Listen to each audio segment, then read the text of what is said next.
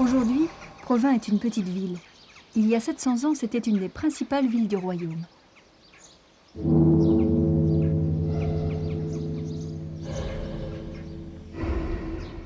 C'est à l'extérieur de la ville haute, à l'ouest, que l'on peut rassembler le plus de traces du Moyen-Âge. Retour dans le passé. Au XIIIe siècle, l'église n'avait pas encore son dôme. Les maisons étaient beaucoup plus nombreuses. Et les remparts se dressaient face à la campagne. Emblème de Provins, la tour, que l'on appelle aujourd'hui Tour César, était sans toiture.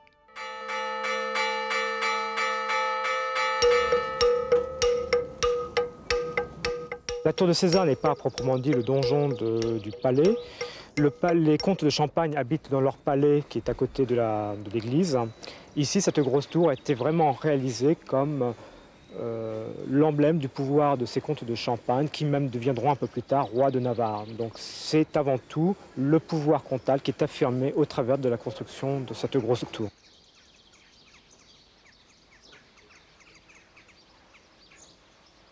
D'en haut de la tour de César, on voit très bien donc, à côté l'église Sacarias, mais surtout le palais des comtes, où résidaient donc, ces comtes avec sa chapelle. Aujourd'hui, de ce palais, il ne reste plus que quelques pans de murs intégrés au lycée de Provins.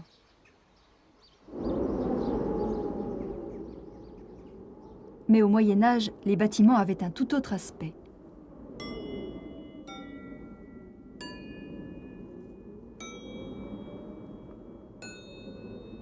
Ici, les comtes de Champagne entretenaient une cour qui pouvait rivaliser avec celle des plus grands souverains d'Europe.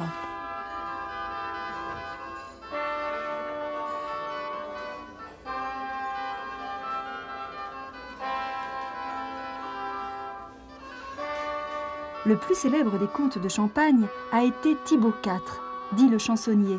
C'était un poète, un trouvère. Aujourd'hui, on le représente à Provins comme un preux chevalier. Mais la seule image de lui datant du XIIIe siècle le montre humble, demandant pardon à son roi.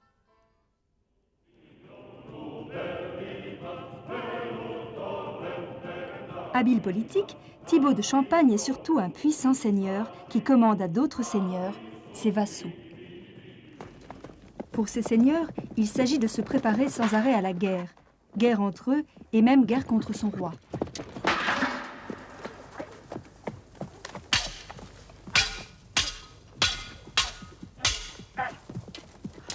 Le grand roi de France au XIIIe siècle, adversaire puis ami de Thibaut, est Louis IX, appelé plus tard Saint-Louis, celui dont on garde 700 ans après son règne l'image du bon roi rendant la justice sous son chêne. Au temps de Saint-Louis et de Thibaut IV, la ville de Provins s'était enrichie considérablement grâce à de grandes foires.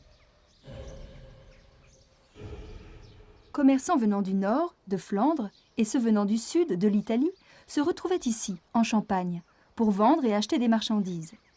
L'un des emplacements de ces foires était la place du Châtel.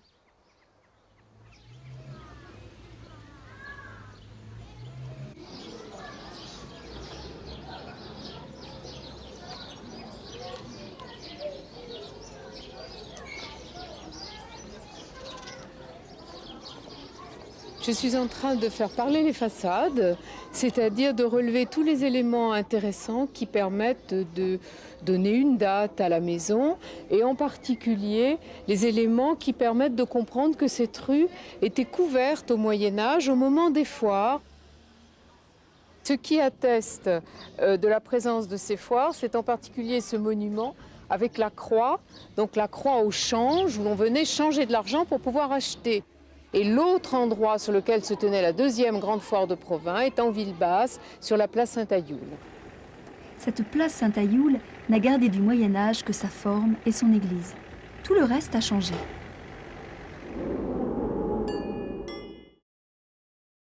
À Provins, au temps de Thibaut et de Saint-Louis, la grande église est Saint-Kyrias. Mais au XIIIe siècle, elle est encore inachevée. Côté ouest, on remarque les dimensions envisagées pour cette église. Une croix indique l'emplacement d'un ancien clocher, tandis que la nef aurait dû atteindre cette construction.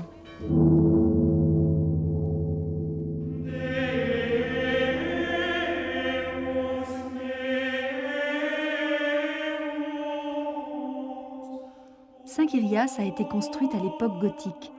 Ces bâtiments sont très hauts, soutenus par des piliers et des arcs qui se croisent en clé de voûte.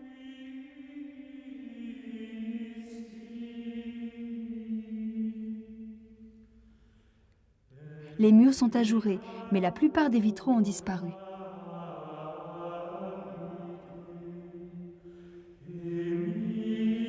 Provins, ville riche, devait se protéger des agressions extérieures grâce à ses remparts. Ces remparts se trouvaient face à la campagne. Aucun arbre n'empêchait de voir approcher une armée ennemie. Créneaux, tours, meurtrières, tout un dispositif pour se dissimuler, lancer des projectiles. Les populations avaient connu des périodes troublées, elles avaient le réflexe de se protéger.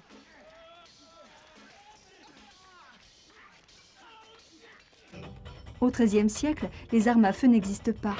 Le canon sera inventé un siècle plus tard. On bombarde les assiégés avec des catapultes. Mais la plupart des combats sont des corps à corps.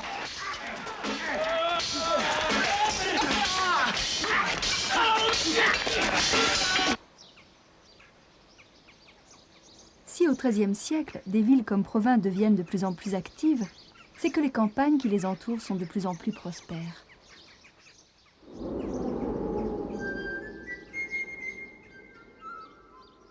Les surfaces cultivées ont augmenté et de nouvelles techniques se sont généralisées, comme les moulins et la charrue.